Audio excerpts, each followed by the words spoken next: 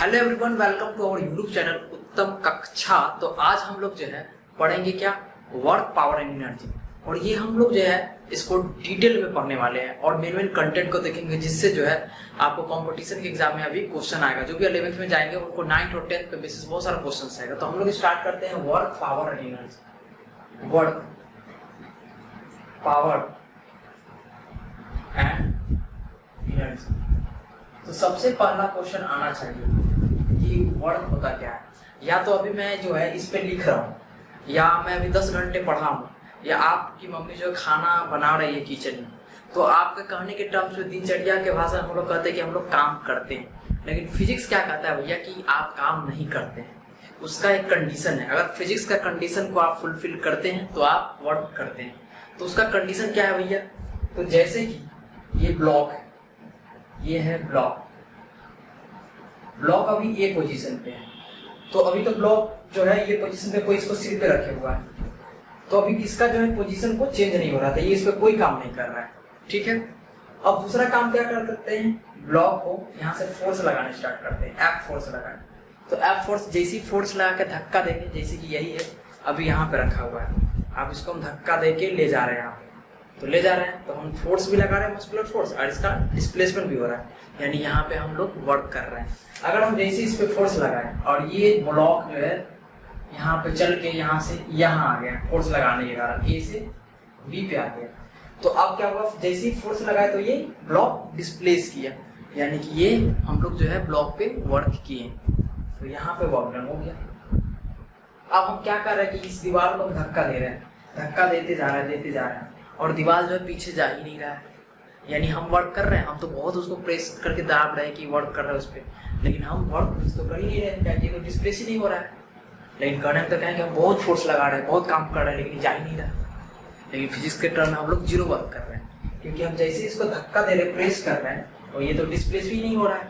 तो डिस्प्लेस नहीं हो रहा है तो हम यहाँ पे वर्क हो ही नहीं रहा है। तो वर्क होने के लिए कंडीशन क्या होना चाहिए, पहला तो फोर्स जरूरी है, दूसरा डिस्प्लेसमेंट जरूरी, तो ये दो कंडीशन को फुलफिल होना चाहिए। तो ऐसे आप 11th में जो डिस्कस कीजिएगा इसको डॉट प्रोडक्ट के फॉर्म में। लेकिन अभी हम जो है शॉर्ट में लेके आपको चलते हैं, जो 9th में आप जितना भी एग्जाम दीजिए सब में एप्लीकेबल होगा। अब अभी अगर हमको वर्क निकालने के लिए बोलेगा, जैसे ब्लॉक पे एफ फोर्स लगा, तो सपोज ये डिस्प्लेसमेंट किया एस, यानी कि 2 मीटर 3 मीटर 4 मीटर, तो हम मान लें कि एस मीटर जो है इसका डिस्प्लेसमेंट हुआ, एस डिस्प्लेसमेंट। तो अब बोलेगा वर्क निकालने के लिए, तो हम लोग फॉर्मूला क्या यूज करेंगे, work is equal to force into displacement,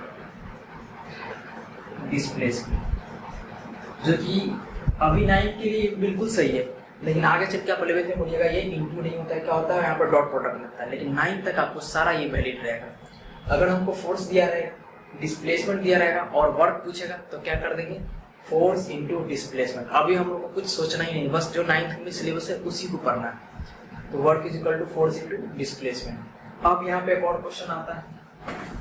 अब क्वेश्चन आपको घुमा के क्या दे सकता है, देखिए कि मान के चलिए ब्लॉक है, ठीक है, ब्लॉक है। अब फोर्स कोई सीधा ना लगा के यहाँ से ग्राउंड से ये एंगल बना रहा है, ये एफ फोर्स लगा रहा है, ये ग्राउंड से जो है थीटा डिग्री का एंगल बना रहा है। ब्लॉक जो ग्राउंड पर रखा हुआ है, यहाँ से जो एंगल बना रहा है थीटा डिग्री का बना रहा है।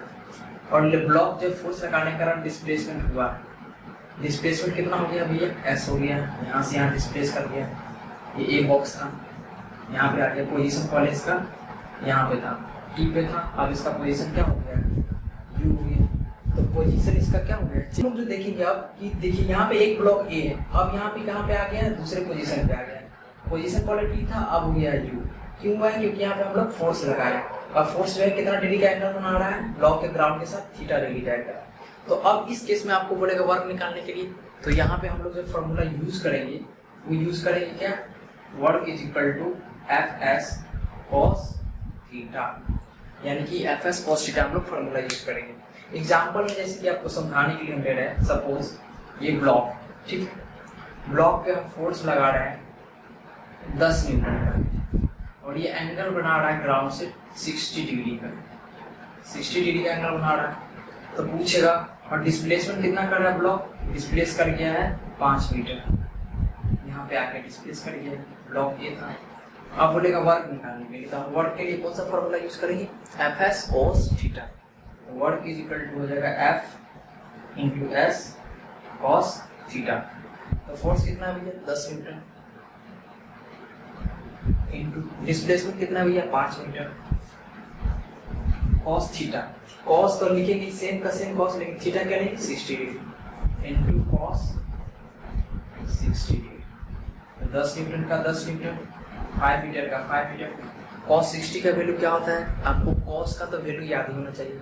कॉस 60 का वैल्यू होता है 1.2, तो 2 से कट जाएगा, 2 5 जा 10, 5 5 जा 25 जूल। 25 जूल आपका क्या आ गया, वर्क आ गया। तो इस टाइप का क्वेश्चन मिलेगा। तो अब जो है हम लोग जो है और भी डिफरेंट वैरायटी का क्वेश्चंस को देखते हैं। तो अब क्वेश्चन और क्या क्या पूछ सकता है, तो क्वेश्चन अब आपसे पूछ सकता है कि एनर्जी क्या होगा भैया, मेरा क्षमता क्या होगा। एनर्जी क्या कहलाता है, एनर्जी कुछ नहीं है, किसी भी इंसान का क्षमता किसी भी काम करने का, कैपेसिटी कितना है कि वही काम करने का, वही कैपेसिटी उसका क्या कहलाता है, एनर्जी। The capacity